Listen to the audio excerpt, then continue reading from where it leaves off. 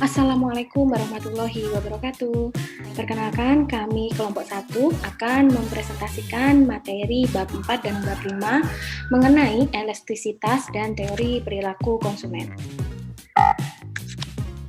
Nah, sebelum kami mempresentasikan materi elastisitas dan teori konsumen, izinkan kami memperkenalkan tim kami. Yang pertama, Nugroho Noto Susanto dengan NIM 202116114. Tim kami yang kedua yaitu Agung Yulianto dengan NIM 202116096. Tim kami yang ketiga yaitu M. Oktalistia dengan NIM 202116111. Selanjutnya ada Rizka Satria Aprilianto dengan NIM 20211616117. Kemudian ada Karliena Fristin. Dan yang terakhir ada Aldi Nur Iqbal dengan NIM 201116098. Itulah perkenalan kami dari kelompok 1. Dan kemudian materi presentasi di bab 4 dan bab 5 ada elastisitas dan perilaku konsumen. Apa saja yang akan kita bahas pada dua materi tersebut? Kita lihat satu persatu. Di bab 4 ada elastisitas. Pada bab ini kita akan mempelajari mengenai pemahaman mengenai elastisitas, kemudian elastisitas permintaan atau price elasticity of demand, kemudian ada permintaan inelastisitas sempurna, kemudian ada permintaan inelastisitas, dan yang terakhir ada permintaan elastis uniter. Di bab 5 kita akan mempelajari mengenai perilaku konsumen. Di antaranya kita akan memahami terlebih dahulu apa itu teori perilaku konsumen dan kemudian faktor-faktor yang menyebabkan keputusan pembelian bagi konsumen, di antaranya budaya, subbudaya, kelas sosial, kelompok referensi, keluarga, faktor situasional, nilai norma dan peran sosial, dan lain-lain. Kita bahas satu persatu. Bab 4, kita mempelajari mengenai elastisitas. Nah, apa sih itu elastisitas? Jadi, elastisitas ini adalah konsep penting untuk memahami beragam permasalahan di bidang ekonomi. Nah, elastisitas ini sering digunakan sebagai dasar analis dalam menganalisis ekonomi, seperti analisis permintaan, penawaran, pajak, atau distribusi kemakmuran. Kemudian, pada bidang perekonomian daerah, elastisitas ini digunakan untuk memahami dampak dari suatu kebijakan.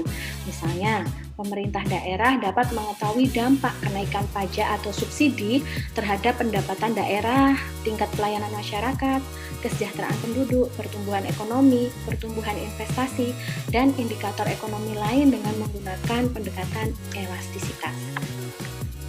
Kemudian elastisitas ini juga bisa kita gunakan untuk menganalisis dampak kenaikan pendapatan daerah terhadap pengeluaran daerah atau jenis pengeluaran daerah tertentu. Alat analisis ini dapat membantu mengambil kebijakan dalam memutuskan prioritas dan alternatif kebijakan yang memberikan manfaat bagi kemajuan daerah. Kemudian elastisitas ini dapat mengukur seberapa besar perubahan suatu variabel terhadap perubahan variabel lain.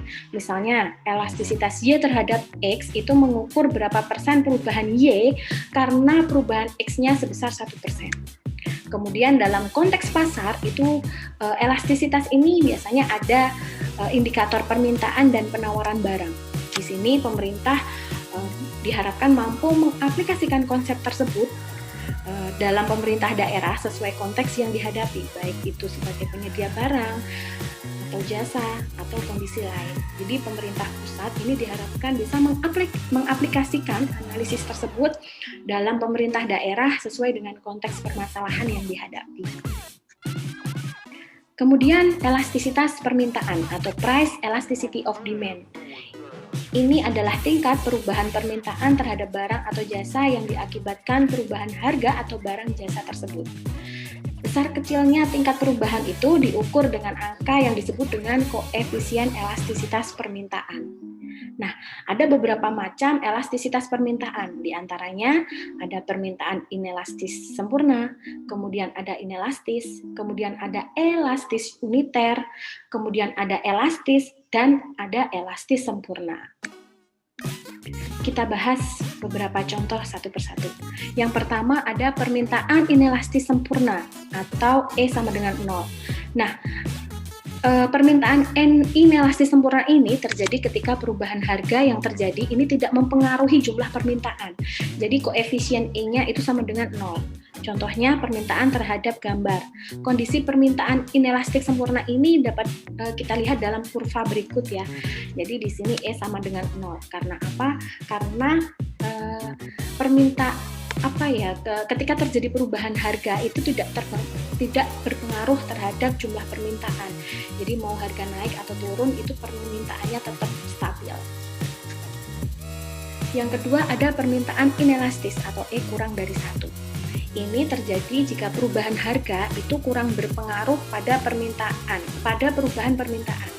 Jadi nilai E kurang dari 1 itu artinya kenaikan harga sebesar 1% ini hanya diikuti penurunan jumlah yang diminta kurang dari 1%. Dan berlaku sebaliknya, penurunan sebesar 1% ini menyebabkan kenaikan jumlah barang yang diminta kurang dari 1%. Atau yang kita sebut dengan permintaan inelastis atau E kurang dari 1. Contohnya, permintaan masyarakat terhadap beras atau kebutuhan pokok. Selanjutnya ada permintaan elastis uniter atau E sama dengan 1. Ini terjadi jika perubahan permintaan sebanding dengan perubahan harga. Di sini, koefisien elastisitas permintaan uniter itu adalah 1 atau E sama dengan 1. Yang berarti ketika kenaikan harga sebesar 1% itu diikuti oleh penurunan jumlah permintaan sebesar 1%. Dan ini berlaku sebaliknya. Nah, kondisi permintaan elastis uniter ini bisa kita lihat pada gambar di samping. Jadi ketika harga itu naik sebesar 1%, maka diikuti penurunan permintaan itu juga 1%.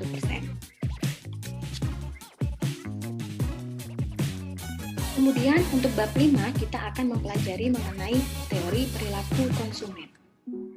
Apa sih teori perilaku konsumen? Ini adalah studi yang mempelajari tentang tindakan seseorang atau konsumen terhadap sebuah produk, jasa, brand atau perusahaan. Nah, di sini kita juga mempelajari mengenai proses pengambilan keputusan dari konsumen untuk menghabiskan uang, waktu, dan tenaga dari seorang konsumen itu yang merupakan ruang lingkup dari studi ini. Nah, di lain pihak, proses pemasaran ini juga sangat menentukan minat konsumen untuk memutuskan pilihan akan memilih barang atau jasa yang diinginkan. Jadi, dalam studi perilaku konsumen, kita seharusnya tidak hanya mempelajari dari sisi konsumer atau calon pembeli, tapi kita juga harus memperhatikan atau kita mengkaji dari sisi bagaimanakah strategi pemasaran yang dilakukan. Gitu. Nah, ada beberapa hal yang dapat mempengaruhi keputusan konsumen selain dari sifat personal si konsumer tersebut atau sifat personal dari masing-masing individu. Yang pertama ada culture atau budaya. Nah, dalam konteks pemasaran, budaya ini didefinisikan sebagai jumlah keseluruhan dari keyakinan, nilai-nilai, dan tradisi yang mempelajari yang kesemuanya mengarahkan perilaku konsumen dari para anggota masyarakat tertentu. Prinsipnya, budaya itu merupakan cara berperilaku konsumen di segmen pasar tertentu. Bagaimanakah konsumen itu berperilaku, memutuskan sesuatu, itu tergantung dari segmen pasar tertentu. Nah, bagi pemasar, faktor budaya ini sangat penting. Karena apa? Dia harus menyesuaikan bauran pemasaran dengan budaya yang dianut oleh pasar. Jadi bagaimana dia menentukan produk, dia menentukan harga, bagaimana cara distribusinya atau pemasarannya, ini tergantung dari budaya yang dianut di pasar yang mereka sasar. Baik itu berupa satu bangsa atau misalnya satu negara ya. Nah, kemudian konteks budaya ini menjadi sangat menonjol apabila perusahaan berupaya memasuki segmen yang lebih besar, misalnya segmen internasional. Jadi kita harus lebih menganalisis secara mendalam bagaimanakah budaya di dalam satu segmen internasional tersebut. Kalau dalam satu bangsa saja kita sudah memiliki budaya yang banyak, tentunya jika itu level internasional kita akan lebih memiliki PR yang sedikit sulit ya, karena kita harus mempelajari segmen-segmen tertentu atau budaya tertentu dari masing-masing negara, dari masing-masing bangsa, dari masing-masing daerah. Nah, budaya yang bermacam-macam itu dapat dicerminkan dalam bentuk simbol, baik yang tidak kentara atau tidak terlihat ya, seperti sikap, pendapat, keyakinan, nilai, agama, dan bahasa, dan juga yang bersifat kentara atau terlihat. Misalnya ada alat, barang ya, kemudian ada perumahan, produk, karya seni, dan sebagainya. Nah, faktor yang kedua yaitu subbudaya atau subculture. Budaya di dalam budaya. Menurut Hawkins, Best, and Kuning, dalam setiap budaya itu pasti akan terdapat subbudaya. Nah, ini didefinisikan sebagai suatu segmen dari suatu budaya yang lebih besar yang anggota-anggotanya memiliki pola perilaku tertentu. Bisa kita contohkan dalam masyarakat kita, manusia khususnya di Indonesia gitu ya, masyarakat kita itu biasanya ada perempuan dan laki-laki. Pada akhirnya kita muncul subbudaya yang timbul atau memiliki pola perilaku tertentu dari budaya yang besar. Misalnya ada kaum waria. Jadi waria ini kalau di dalam masyarakat kan belum awam ya, tapi dia juga merupakan bagian dari masyarakat, merupakan dari budaya. Akan tetapi mereka memiliki pola-pola tersendiri, perilaku tertentu, mereka memiliki maksud dan tujuan tertentu. Nah, inilah yang disebut dengan subbudaya. Ada budaya di dalam budaya. Nah, secara umum, subbudaya merupakan faktor penting yang harus dipertimbangkan dalam pemasaran untuk produk-produk seperti misalnya pakaian, makanan, perabot, atau hal-hal lain untuk rumah. Nah, dengan semakin pentingnya subbudaya pemasaran di masa-masa mendatang, maka akan semakin banyak perusahaan yang perlu merancang strategi produk, saluran distribusi, dan promosi agar dapat memenuhi kebutuhan khusus pasarnya. Jadi misalnya kita akan mengeluarkan suatu produk, misalnya makanan, pakaian, perabot, atau hal-hal lain ya, dalam satu budaya, kita juga harus menganalisis dalam budaya tersebut apakah ada subbudaya. Nah, jika terdapat, kita analisis lagi bagaimanakah pola-pola subbudaya tersebut. Agar apa? Agar barang, jasa kita itu bisa disasar oleh seluruh segmen. Yang ketiga, ada kelas sosial. Menurut Zaltam dan Wallenberg, kelas sosial ini sebagai kelompok orang-orang dengan tingkatan prestos, kekuasaan, dan kemakmuran yang sama, dan juga memiliki sejumlah keyakinan, sikap, dan nilai-nilai yang terkait dalam cara berpikir dan berperilaku. Nah, kemudian indikator kelas sosial dalam pemasaran ini kita kategorikan menjadi beberapa bagian, diantaranya menurut pekerjaan, kemudian sumber penghasilan, tipe rumah, daerah pemukiman, dan tingkat pendidikan. Nah, indikator di atas ini tidak bisa berdiri sendiri. Jadi kita tidak bisa hanya menganalisis satu bagian, misalnya pekerjaan saja atau sumber penghasilan saja. Tapi itu harus dikombinasikan. Karena apabila hanya mencantumkan satu indikator, ini dianggap kurang akurat. Misalnya satu produk akan kita keluarkan, kemudian kita hanya analisis segmen kelas sosial dari pekerjaan saja. Itu tidak bisa. Harus kita kombinasikan. Misalnya pekerjaan itu juga akan mempengaruhi tingkat pendidikan. Nah, tingkat pendidikan seseorang ini biasanya akan mempengaruhi bagaimana dia memikirkan mengenai tipe rumah. Nah, kira-kira seperti itu. Nah, kemudian di dalam masyarakat ini terdapat klasifikasi kelas sosial. Di antaranya kelas atas, kelas menengah ke atas, kelas menengah, kelas pekerja, dan juga kelas bawah. Nah, kelas sosial dalam masyarakat ini bisa kita manfaatkan menjadi satu basis segmentasi untuk beberapa jenis produk. Misalnya, produsen keramik hias, atau peralatan golf, dan atau buku-buku ensiklopedia. Nah, ini segmen pasarnya tentu kelas atas, karena ensiklopedia itu biasanya hanya dibeli oleh mereka yang memiliki pendidikan tinggi. Pendidikan tinggi memerlukan sekolah yang tinggi, sekolah tinggi memerlukan biaya yang tinggi, dan ini tentunya hanya bisa dimiliki oleh kelas sosial atas. Kira-kira seperti itu.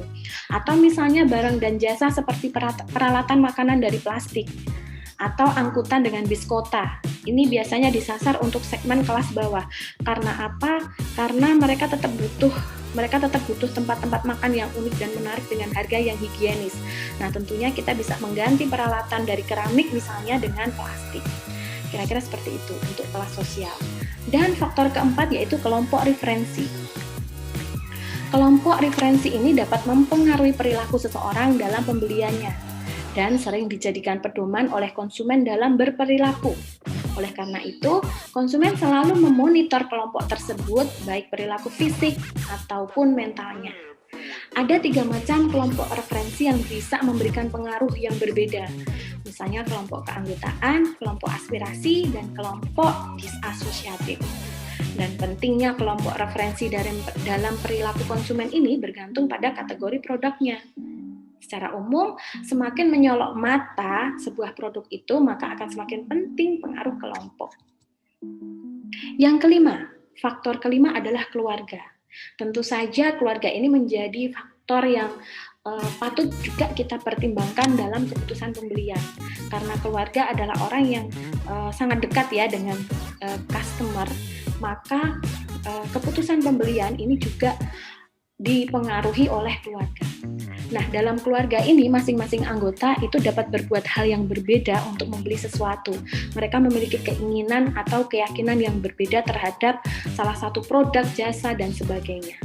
Nah, keluarga di sini bertindak sebagai acuan dalam pembentukan keyakinan, sikap, nilai, dan perilaku. Jadi dalam keputusan pembelian, kita yakin atau enggak bagaimana sikap kita terhadap produk tertentu, kita menilai produk tertentu, dan bagaimana perilaku kita dalam menginterpretasikan produk tertentu, ini bisa dipengaruhi oleh keluarga. Nah, tentunya dalam sosialisasi konsumen ya. Misalnya ada satu produk yang sudah dipakai turun-temurun oleh keluarga terdahulu gitu ya. Nah, ini juga kita bisa sosialisasikan kepada keluarga-keluarga kita yang lain. Ini faktor yang bisa terpengaruh oleh keluarga.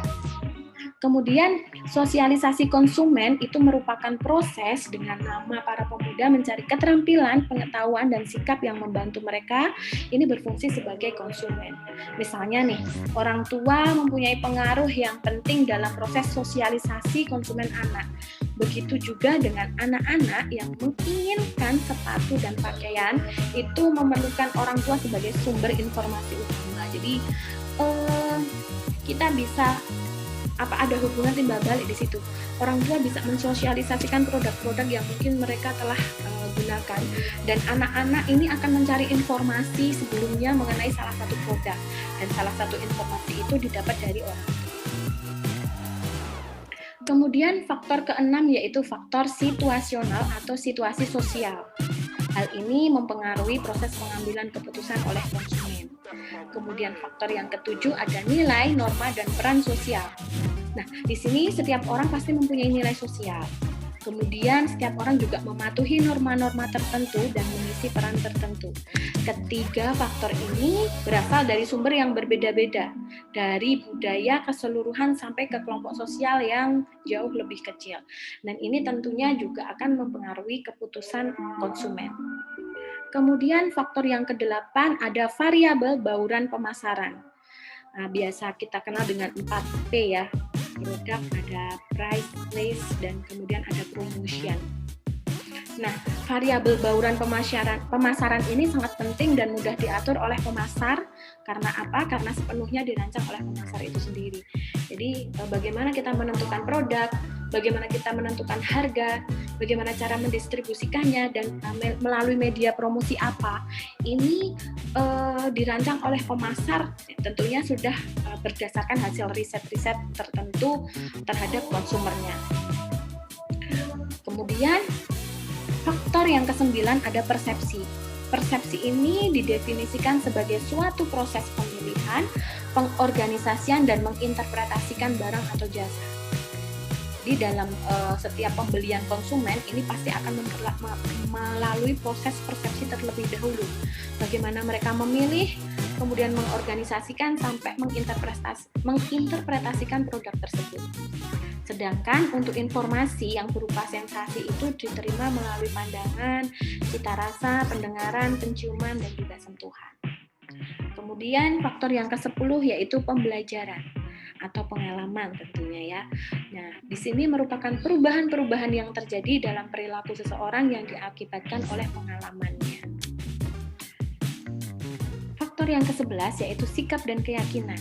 Sikap itu sendiri mempengaruhi keyakinan, juga mempengaruhi sikap. Jadi mereka saling ada timbal balik. Sikap mempengaruhi keyakinan, kalau sudah yakin maka kita akan mengambil sikap.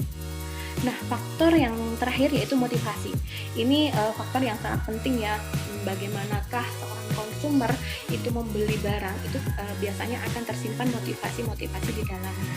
Nah, dengan mempelajari motivasi, pemasar dapat menganalisis faktor-faktor utama yang mempengaruhi konsumen untuk membeli atau tidak membeli. Baiklah, sekian presentasi dari kami kelompok 1 mengenai elastisitas dan teori perilaku konsumen. Silahkan bila ada pertanyaan, kita akan berdiskusi bersama-sama. Terima kasih. Wassalamualaikum warahmatullahi wabarakatuh. Sampai jumpa.